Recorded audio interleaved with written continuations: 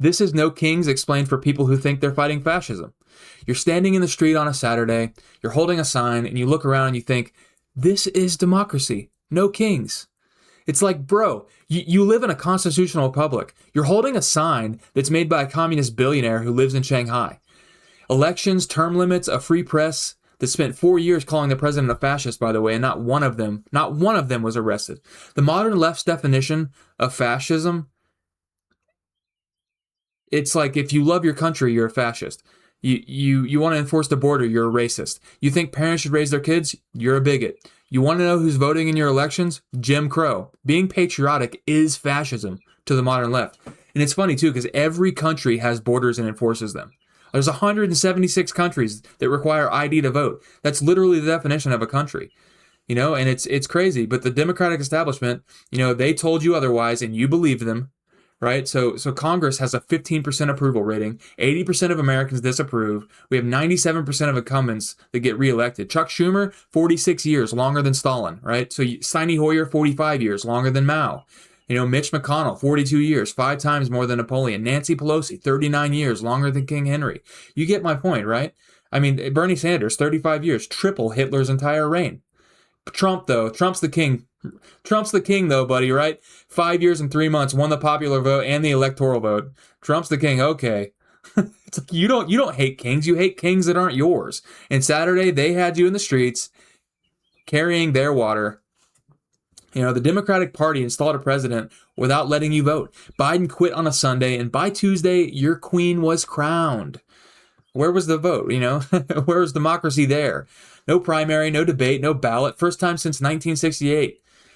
3 days before your march, every Senate Democrat voted against photo ID to vote. Insane. During COVID, you carried a vaccine card everywhere, like a hall pass from the government, just to eat at a restaurant, right?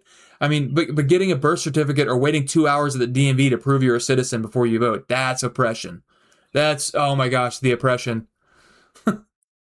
The Democratic Party is pro-illegal immigration, counts non-citizens in the census. Census determines congressional seats. More non-citizens means more power. No voter ID means no way to check. I mean, the logic just lines up if you just follow it.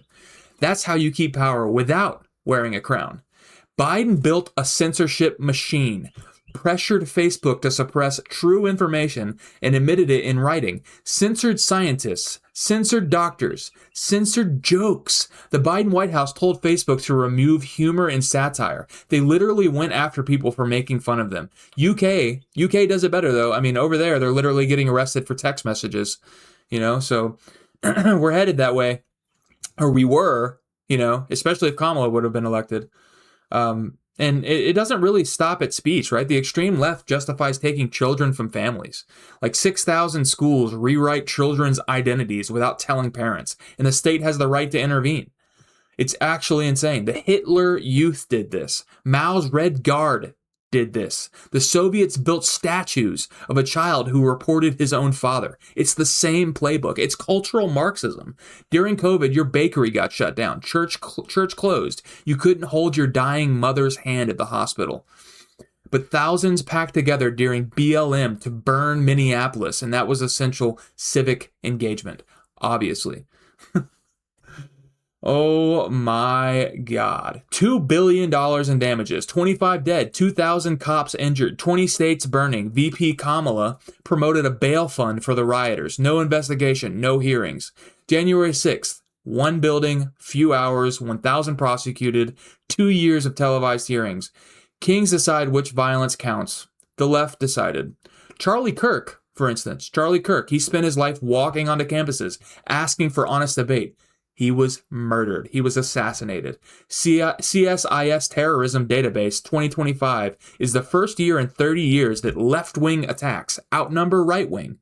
Yet no one brings this up. 75% of liberal students say preventing a speaker from talking is justified. 27% say violence is acceptable. And a boatload of them say that speech can be violence.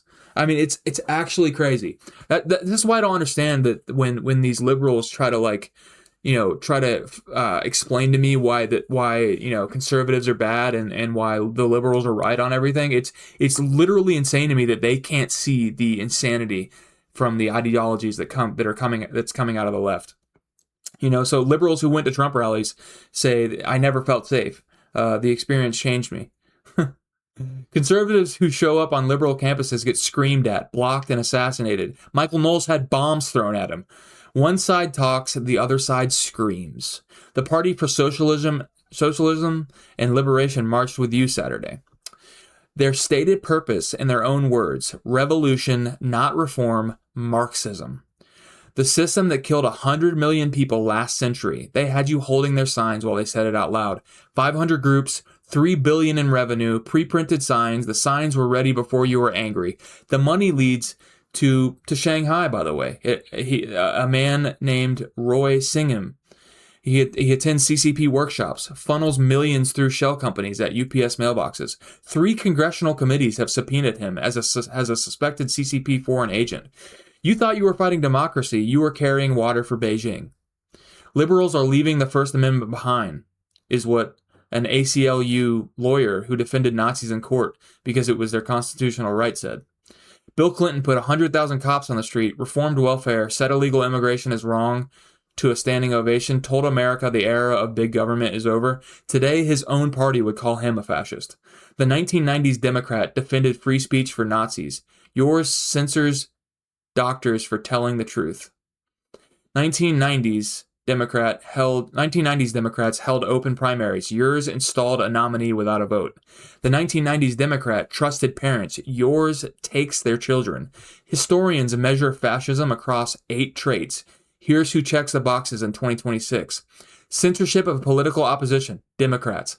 Contempt for democratic process, Democrats. Tolerance and political violence, Democrats. State ideology forced on families, Democrat. Corporate state fusion, Democrat. Scapegoating and manufactured enemies, both sides. Cult of personality, both sides. Ultranationalism, Republicans. 5 for the left, 1 for the right, 2 shared. You marched against kings on Saturday. You marched for kings. You just didn't know which was which. Stop being gaslit. I hope you understand what's at stake.